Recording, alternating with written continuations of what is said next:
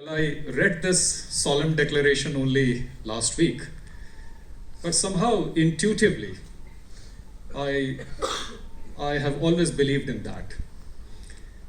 And therefore, when Dr. Pradhiman Vyas gave me a call and invited me here, I could, in the blink of an eye, grasp a tantalizing opportunity to come before this august community of designers with a long list of problems that, as a police commissioner, I have to grapple with on daily basis. And I don't mind whining a bit and saying that all these are very complex problems with a host of factors which I officially find beyond my capability to control. These are complex real life problems. And a cop is actually justified in feeling overwhelmed. Even before we start, we feel defeated. But defeat is actually not an option, because these all problems relate to quality of life and sometimes to sheer survival of life. So today, in my brief conversation, I want to focus on two issues. One is of traffic enforcement, and the other is of women's safety in Ahmedabad city. And my clumsily titled talk, From Traffic Enforcement to Women's Safety, a cop's quest for design solutions. Now, I would like to highlight the word quest, that it is just a quest and not a conquest. I have no success stories. And here I'm in front of you as a seeker of solutions. And I strongly believe if there is a collaborative approach between city administration and design fraternity, many remarkable solutions, many lasting solutions can come in. Most of you may be living in Ahmedabad city, and you know that we have been selected as one of the cities for implementation of smart city project. We are also the first city in India to be declared as the World Heritage City, and we are very proud of that. But what we are not proud of is the traffic in Ahmedabad city. Our road safety record is painted in blood. 320 people lost their lives in the year 2018, and that had been the average base rate, 300 to 320. More than 500 people get seriously injured, and you can imagine the socio-economic cost of that. Last year, when the Supreme Court Road Safety Committee came here and they did a quick survey, and they were horrified to discover that a dismally small number of people in Ahmedabad city even use a helmet. The High Court, Honorable High Court, hauled us up in response to a public interest litigation, and I had to hear some of the harshest words of my life in that proceeding. After that, we have been rebooting ourselves and bootstrapping ourselves, and we went out on a very aggressive drive, the traffic drive, the famous or notorious traffic drive of Ahmedabad, and we removed everything that came in our way. We removed the lorries, we removed the wrongly parked vehicles, we demolished encroachments, and suddenly, within 24 hours, there was feeling of space in Ahmedabad city. And this traffic drive was initially very well received. And there was a quick value proposition that we could give to people that with a determined action, the roads looked like roads. And the trip time decreased. So from point A to point B, if you needed to go in Ahmedabad city, there was a distinct reduction in trip time. And that month, we also checked up the data from the petrol pump sales, and we discovered that 12% less fuel was consumed in Ahmedabad city. And you can imagine the pollution equivalent of that Ahmedabad city was saved from. We also went on a technology overdrive, and we ratcheted up our photo enforcement. And now in Ahmedabad city, some of these initiatives have taken roots, and there are green shoots of change. You can see that now traffic at quite a few places stops neatly behind the stop line. I recently met one humorist in Times of India whom I know. He said, now you see less donkeys on zebra crossings. And you may have read about a CEPT survey, CEPT University survey only last week concluded, that in 1 year's time, in Ahmedabad, from a figure of less than 25%, now 52% of the people have started using helmets. Now, this has a psychological element for us. I think we have crossed the midpoint. Now the majority is law compliant. This equation is very critical for us. In any law enforcement, the majority should be law defenders, and the police or law enforcement should be targeting only the minority law violators.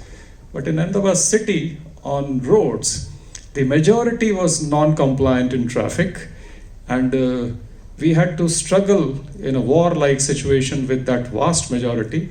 So this 52%, while it may seem much short of the 90%, 95% that is expected, but I think it's crossing a psychological barrier, and it would generate a positive peer pressure that majority, even if it is slim, it is now law defender, and this peer pressure should accelerate. We followed up that drive with a lot of administrative changes, resource augmentation, policy initiatives, infrastructure development, and we are now at a stage where we are looking for fresh ideas. Everybody in Ahmedabad is asking that, is it a sustainable change? Is it something which has become permanent? Or it would be, as in Hindi we say, jaise the, after some time. Well, there is a danger of that this change may not be sustainable unless we bring in a fresh, new ingredient of dramatic citizens' engagement in this whole thing. It cannot be done with sheer muscle power. We have to now change the culture of the city, and that is what the challenge is. And that is where I'm provoking you for seeking many ideas from you. One idea that we are working on is to not look at individual road users as our target, but at the community of road users. Now, traffic, according to my study, a limited study, works not as a sum total of individual road users, but it has a character of its own. And therefore, the community of the road users needs to be engaged. We have followed many methods of mass communication, and I must thank NID. Your students were very helpful in designing many of those delicate campaigns, posters, which we have lavishly pasted all around the city. And it was a fair help. But now we literally want to talk to a road user every day, every time. And one opportunity that we see is a traffic junction. A traffic junction also needs to change in its character and texture. Right now, people see it as a barrier. People see it as a point of control. Whereas it is not meant to be that. It is meant to be a point of coordination. It is meant to be a point of collaboration. how, with the help of designers, we can change the perception of a traffic junction from a point of control where people feel obstructed, stopped, and literally violated, to something which gives you recurringly this feeling that here we are collaborating in a set of understanding, and by this collaboration we go the fastest. And this may sound very academic, but I think it's very doable. Because if you look at a traffic junction, we have a captive audience. I in fact jokingly say that our TRP is the highest. Why should we go to a mass media when we daily have a flux which is passing right under the nose of a traffic junction? And who are there? Just the right segment. In any mass media, when you are addressing, there could be only a few from the target population, and rest could be spectators. Whereas on the road, at a traffic junction, everybody who crosses is a road user, just well-defined target group, and they are captive. They have to stop. They stop for a minute plus sometimes. And with a burst of communication with them, the right kind of communication, we can actually create a machinery where I can directly engage with citizens. Now, this may be a stupid idea, but I'm committed to it, and I'm hunting for designers who can, with a layer of technology, but more importantly, with a feel of a junction, help me in designing a traffic junction which I replicate through the city, where you enjoy as a community this collaborative feeling that I stopped for consideration of a fellow citizen so that he can cross the road. We stop here together because we go the fastest if we collaborate in a set of rules. People want to team up. People want to enjoy this community feeling. And I can give you many examples. One, why at least I don't like sitting in front of TV and watching a match if I had an opportunity to go to the stadium and immerse myself in that community experience. How do football chants catch up? You can chant together even if you don't know who are the other people, because you all want to live together and collaborate and share a happy feeling. Can we create that happy feeling at a traffic junction? Because it truly deserves that. So, if I have to sustain the traffic drive, it cannot be purely on administrative actions. We have to find out a new way in which traffic community, the road user community, is to be dealt with. I would leave my discussion on traffic here, and I would abruptly jump to the issue of women's security, women's safety. And I've chosen this topic again, not because we feel that Ahmedabad is a city notorious for issues of women's safety. In fact, Gujarat, we claim, has this USP that women feel relatively safe here. I believed it till recently, when again the CEPT University brought out a survey in a newspaper, and that unsettled us so much. It said 56% of the women in Ahmedabad city feel unsafe. Now you can imagine our horror. Here we were saying that our crime records are so nice, and in Gujarat, even in the dead of the night on Navratri day, women laden with jewelry can walk alone. But CEPT University said 56% of the women feel unsafe in Ahmedabad city. So that was a shock. We straight away went into denial, and I in fact did the mistake of issuing a rebuttal to the newspapers. But then I think good senses prevailed, and we could gather enough courage to go and meet Professor Mahadevia of CEPT University Center for Urban Equity, and we wanted to understand the fine grain of that survey. How did it happen? So we discovered something very different. Here we cops, we are basing our perceptions or conclusions on crime statistics. And what is crime statistics? Those type of crimes which we call as cognizable crime in Indian law, which are serious type of crimes, serious cases of assault, serious cases of violation. But women in the survey felt unsafe because we felt that this city does not give you equal access. And there was an example given in that survey about the new jewel in the crown of Ahmedabad city, the riverfront. And repeatedly women said that my male companion, friend, family member can go for an early morning jog, and I hesitate. I'm not very sure whether I'll be comfortable or not.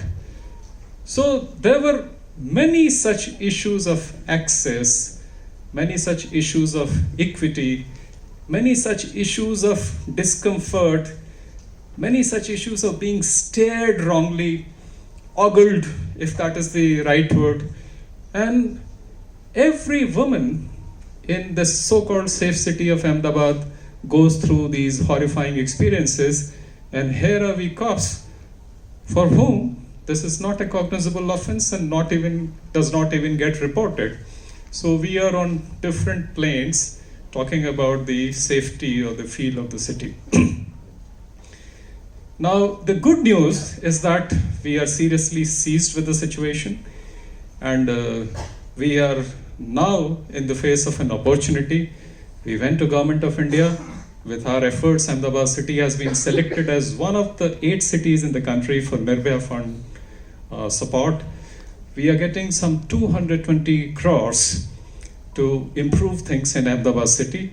And we have worked out 17 or 18 very delicate schemes.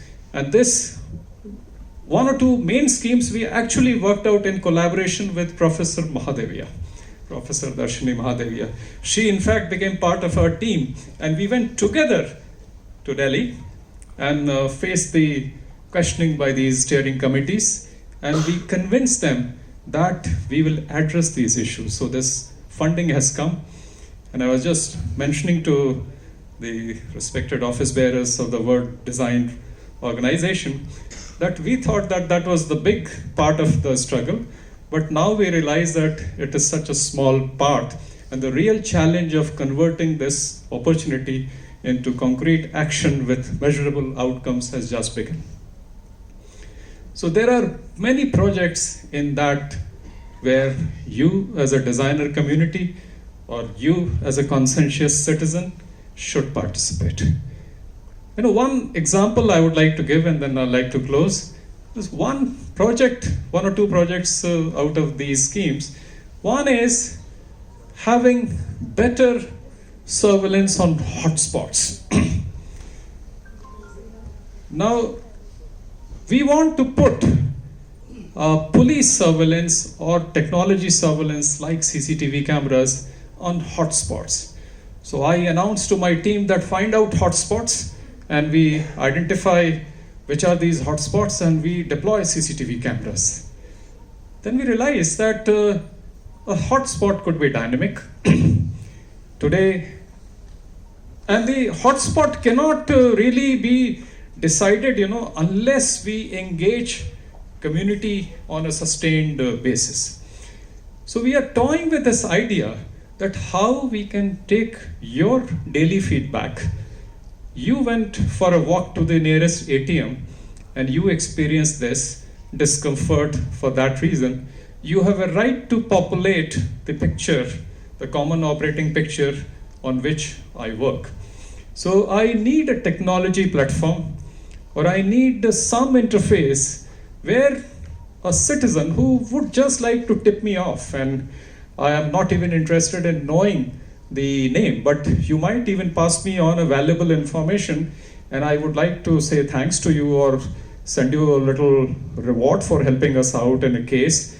So I would want you to help me with anonymity, but in case you allow, then I should be able to get back to you and say my thanks or even share a prize. So this type of technology platform is now, of course, feasible.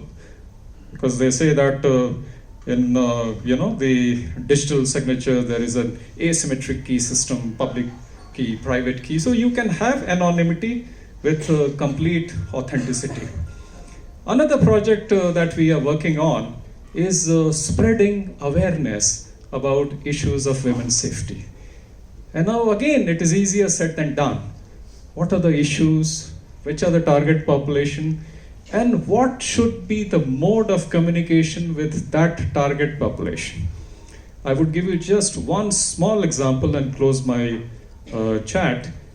We recently had a problem in Ahmedabad city where there was an attack on migrant community because there was a child sexual assault case somewhere in some neighboring district, and suddenly the whole migrant community became suspect, and there was a mad attack on migrant community and they started leaving the city out of panic. We responded very quickly. We, as I say, whenever we are faced with such a situation, we hit the ground, we go to the neighborhoods. And we started bringing things under control. Then we also realized that this kind of an incident can happen in a neighborhood. And so we went to a neighborhood, we collected all the children in a hall kind of a place, and we started talking to them.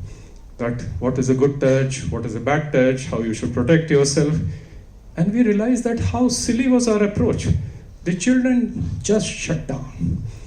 They were so shy and embarrassed, even talking in that public forum. We need to have the confidence of a mother as she talks to her child. We need to have that sustained contact with that child as a mother would have to that child. How does police become mother? That's the design challenge I pose before you. Thank you.